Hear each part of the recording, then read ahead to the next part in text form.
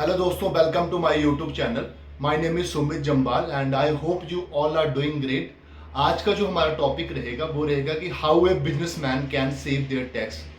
सो इस पे हम टोटल 7 पॉइंट्स पे डिस्कस करेंगे कि ऐसे कौन से 7 तरीके रहते हैं जिसके थ्रू एक बिजनेसमैन जो रहता है वो अपना टैक्स सेव कर सकता है। तो ऐसे 7 इंपॉर्टेंट्स जो वेज रहेंगे उसी पे हम बात करेंगे। तो सबसे पहले जो 7 इंपॉर्टेंट पॉइंट्स रहेंगे मैं उनको एक बार हाईलाइट्स बता देता हूँ आपको, एंड आफ्टर दैट उन्हीं 7 पॉइंट्स को मैं एक्सप्लेन कर दूंगा आपको कि उन पॉइंट्स में क्या क्या चीज़ें रहती हैं जिसके थ्रू बिजनेसमैन जो रहता है वो बेनिफिट ले पाता है अपने जो टैक्स रहता है उस पर। तो सबसे पहला जो रहता है पॉइंट्स वो रहता है कि take shares than salary. And second point जो रहता है take loan and invest on properties और like company stocks. And third point जो रहता है डिवाइड एंड रूल फॉलो रहता है। एंड फोर्थ पॉइंट रहता है showing expense and depreciation in front of total income and save tax. And fifth point जो रहता है painting charity and save tax. And six point जो रहता है वो रहता है कि गिविंग गिफ्ट टू फ्रेंड्स और relative and save tax. And last point जो रहता है 7 वो रहता है setup loss and carry forward tax loss. तो ये 7 टोटल पॉइंट्स रहते हैं जो एक बिजनेसमैन अपना जो भी बिजनेस रहता है उसमें यूज़ करता है और उसके बाद वो अपना जो टैक्स रहता है उसको सेव कर पाता है। तो अभी इन्हीं पॉइंट्स को एक एक करके हम जानते हैं कि क्या इनके बेनिफिट्स रहते हैं। तो सबसे पहला पॉइंट ये रहता है कि जो एक बिजनेसमैन रहता है वो अपना जो भी उसकी सैलरी रहती है वो सैलरी नहीं लेता है, वो जो उसके सैलरी के रिटर्न पे वो अपने शेयर्स पे वो इन्वेस्ट करता है, शेयर्स लेता है कंपनी के।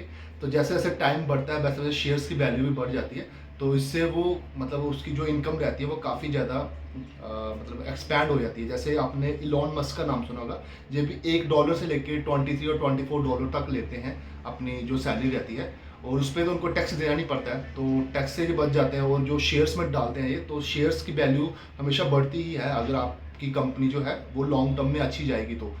तो इससे उनका टैक्स भी बचता है और उसके साथ साथ इनकी इनकम भी बढ़ती है। तो अभी क्वेश्चन ये आता है इस पे कि अगर मान लो वो सारे शेयर्स ही ले रहे हैं और सैलरी नहीं ले रहे हैं तो फिर वो अपना जो घर रहता है वो खर्चा वगैरह कैसे चलाते हैं वो। तो इसके पीछे जो अभी पॉइंट्स मैं सेकंड बताऊंगा तो उसी पे ये चीज़ रहेगी। तो इसमें रहेगा कि taking loans and invest on properties और invest on their personal use also. So इसमें ये रहेगा कि उनके पास जो भी स्टॉक्स रहते हैं, जो भी वैल्यू उनकी बढ़ जाती है स्टॉक्स की, तो उन्हीं स्टॉक्स को वो लेके बैंक्स के पास जाते हैं, उनको बोलते हैं कि आप ये स्टॉक्स आप होल्ड रखिए इसको और इसके रिटर्न में हमें लोन प्रोवाइड करवा दीजिए विद लो इंटरेस्ट पे। और बिजनेसमैन रहते हैं उनको लोन इजीली मिल भी जाता है और विद लोअर इंटरेस्ट के साथ मिल जाता है। तो फिर वो क्या करते हैं, क्योंकि लोन पे तो टैक्स लगता नहीं है कोई। अगर आप लोन लेते हो, मान लो 5 करोड़ का आपने लोन ले लिया, उस पर कोई टैक्स नहीं लगा। फिर उसके बाद आपको जो भी पर्सनल चीज़ें हैं, अगर मान लो आपको गाड़ी लेनी है, जब मान लो आपको कोई घर लेना है, तो उस पर भी उनके पास जीएसटी सर्टिफिकेशन रहती है। मैंने एक जीएसटी वाली वीडियो डाली थी कि अगर आप जीएसटी अगर आप कोई बिजनेस कर रहे हैं तो मिनिमम 20 लाख और 40 लाख आपकी पर ईयर इनकम होनी चाहिए, फिर आप जीएसटी सर्टिफिकेट के लिए एलिजिबल रहते हैं। तो जीएसटी सर्टिफिकेट रहता है तो फिर आप चाहे मोबाइल फ़ोन लेते हैं, चाहे आप कोई कार लेते हैं, तो उस पर जो भी 18% जीएसटी करता है, चाहे 1 लाख का फ़ोन ले रहे हो तो उस पर 1,18,000 दे रहे हो आप, तो 18,000 आपको देने की जरूरत नहीं रहेगी। वो फिर आप वो बिजनेस में आप 18,000 डिडक्ट कर सकते हो। तो बिजनेसमैन जो रहता है तो फिर अगर अपना जो भी लोन लिया होता है उसने, तो उसमें पर्सनल चीज़ों के लिए भी अपना वो करता है और उसके साथ साथ जो प्रॉपर्टीज़ में भी इन्वेस्ट करता है। तो प्रॉपर्टी में आप पता है आपको इन्वेस्टमेंट जो रहती है उसमें रिटर्न काफ़ी बड़ा आता है, रादर देन कि हम कोई इंटरेस्ट दे रहे हैं बैंक को कि इंटरेस्ट हो गया चलो 5, 6, 7 या 10% तक हो गया, लेकिन प्रॉपर्टीज़ में रिटर्न जो रहते हैं वो काफ़ी XXX या 4x के बराबर आते हैं वो।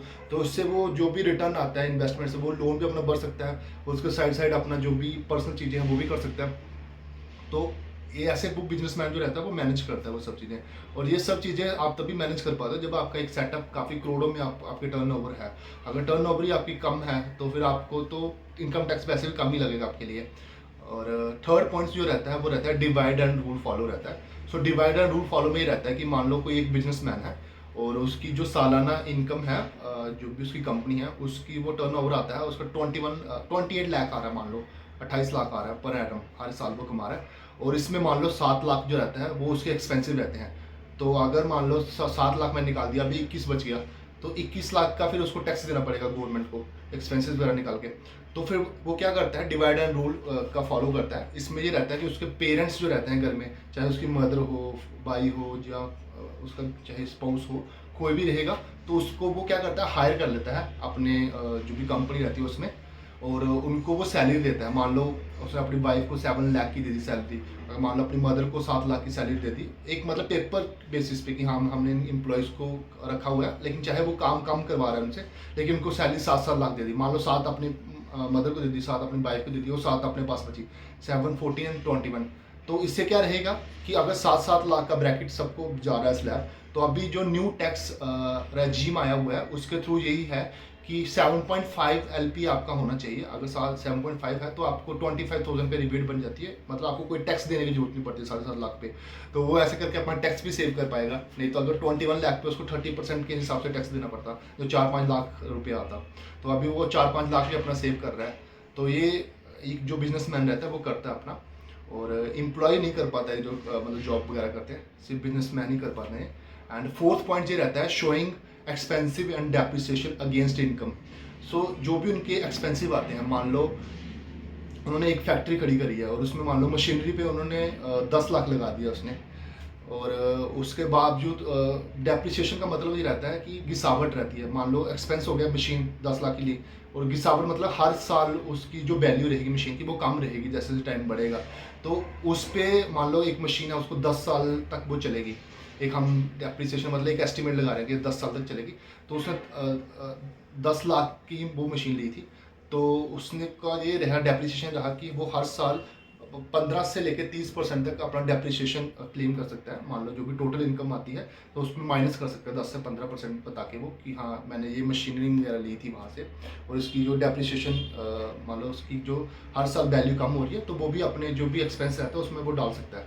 तो इससे वो अपना टैक्स वगैरह भी सेव करता है। एक्सपेंस का मतलब यही हो गया कि मान लो आपका जो इनकम है वो 20 लाख है, और जो आपका एक्सपेंस आ रहा है, सैलरी दे रहे हो आप किसी एम्प्लॉइज़ को, जब मान लो आप रॉ मटेरियल खरीद रहे हो, जब मशीनरी खरीद रहे हो, तो वो एक्सपेंसिव होता है। तो आपका जो भी इनकम आती है उसमें वो आप माइनस कर सकते हो वो जो भी एक्सपेंस रहता है, फिर आपका प्रॉफिट निकलता है, तो प्रॉफिट पे ही इनकम टैक्स हम देते हैं। तो ये आप सेव कर सकते हो। एंड अभी जो फिफ्थ पॉइंट रहेगा वो रहेगा कि पेंटिंग वगैरह रहती है कि अगर आप कोई पेंटिंग खरीदते हैं, जैसे आपने देखा होगा ना काफ़ी सारे जो बिलियनियर्स होते हैं वो पेंटिंग्स वगैरह खरीदते हैं, 40 मिलियंस की पेंटिंग होगी या 50 मिलियंस की या करोड़ों की पेंटिंग रहती है उनके पास। तो उसमें क्या रहता है, पेंटिंग से थ्रू आप कैसे टैक्स सेव करते हो। मान लो आप कोई पेंटिंग खरीद रहे हो, वो है 10 मिलियन की है पेंटिंग। अगर मान लो आप फॉरेन में जा रहे हो, बाहर जाके 10 मिलियन की पेंटिंग खरीद रहे हो, फिर उसके बाद क्या रहेगा, 10 मिलियन पे तो आपको टैक्स देना पड़ेगा।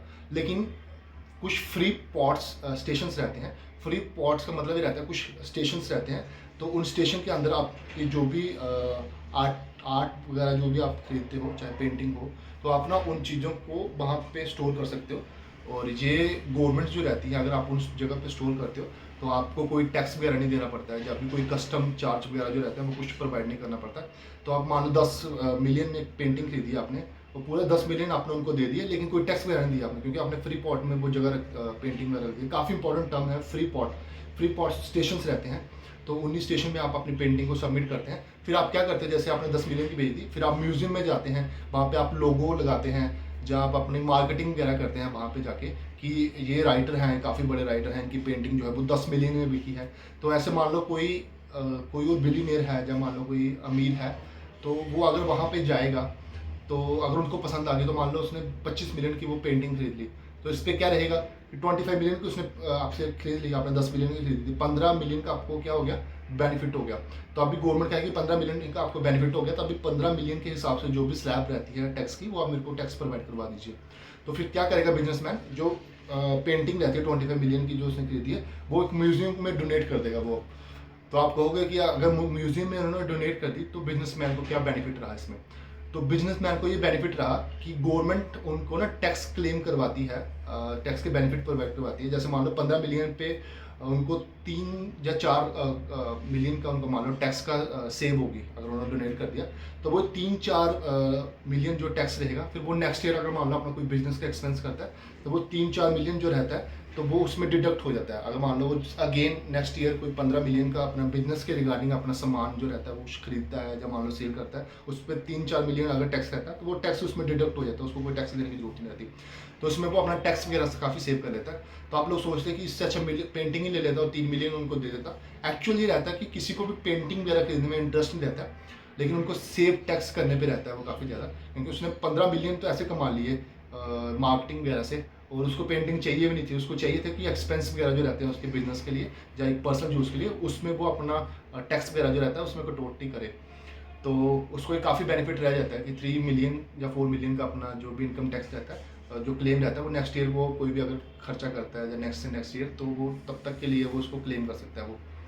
एंड 6 पॉइंट जो रहता है वो रहता है गिविंग गिफ्ट्स टू रिलेटिव्स और like some one and save tax. जैसे आपने देखा होगा काफ़ी सारे फिल्म स्टार रहते हैं, अगर मान लो उनकी बेटी की शादी रहती है तो वो उनको बड़े बड़े बंगलो गिफ्ट कर देते हैं। तो वो इसलिए करते हैं गिफ्ट, चाहे बंगलो हो, चाहे नेकलेस हो, चाहे फ़ोन हो, चाहे कुछ भी हो, अगर आप गिफ्ट करते हो, चाहे कैश भी हो, तो अगर आप गिफ्ट करते हो उनको, तो आपका जो भी टैक्स रहता है, तो वो हमारी मतलब जो भी इनकम टैक्स रहता है उसके अकॉर्डिंग ही रहता है कि आपको वो इनकम टैक्स पे छूट मिलती है।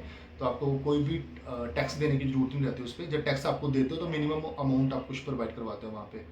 तो गिफ्ट पे भी काफ़ी सारे बेनिफिट्स रहते हैं। एंड 7 पॉइंट्स जो रहता है वो रहता है कि setup loss and carry forward tax loss. तो इनको मैं एक एग्जांपल के थ्रू समझाऊंगा आपको पॉइंट। अगर मान लो आपकी 2 प्रॉपर्टीज़ हैं, मान लो 2 आपके पास रेंट पे आपने दिया हुआ है, और एक प्रॉपर्टी में जो आपको 2 साल का आपको लॉस हुआ 1 साल में, और एक प्रॉपर्टी में 2 साल का आपको बेनिफिट हुआ। तो अभी आपको 2 साल का जो बेनिफिट हुआ तो आपको उस पर टैक्स देने की ज़रूरत नहीं है, क्योंकि सेटअप लॉस ये कहता है कि आपका जो भी अगर प्रॉफिट हुआ है और साथ में लॉस भी हुआ है इक्वल, तो आप उनको एक दूसरे के साथ सेटअप कर दोगे, मान लो रिड्यूस कर दोगे आप, जो भी मतलब नेगेटिव माइनस कर दोगे आप उनको। अगर मान लो आपका 2 लाख पॉजिटिव है और 2 लाख नेगेटिव है, तो 2 - 2 0 आएगा, तो आप अपना टैक्स जो रहेगा वो आपको कोई देने की जरूरत नहीं रहेगी। लेकिन अगर मान लो आपका लॉस 3 लाख है पूरे साल में, प्रॉफिट आपका 2 लाख है, तो सेटअप इसमें से क्या रहेगा, सेटअप मतलब 2 लाख तो कट गया, और 3 लाख 1 लाख बच गया वो, तो 1 लाख क्या रहेगा फिर कैरी फॉरवर्ड आपका टैक्स आप दे सकते हो। अगर आप ITR फॉलो करते हो, फाइल करते हो, तो आप नेक्स्ट ईयर अगर मान लो जो भी आपका इनकम रहेगी, अगर मान लो 20 लाख रहेगी, तो आप क्या करोगे, वो 1 लाख का जो कैरी फॉरवर्ड आपने टैक्स जो भी टैक्स लॉस था वो आप नेक्स्ट ईयर रखोगे, तो फिर 20 से 19 लाख के हिसाब से फिर आपको वो इनकम टैक्स देना पड़ेगा।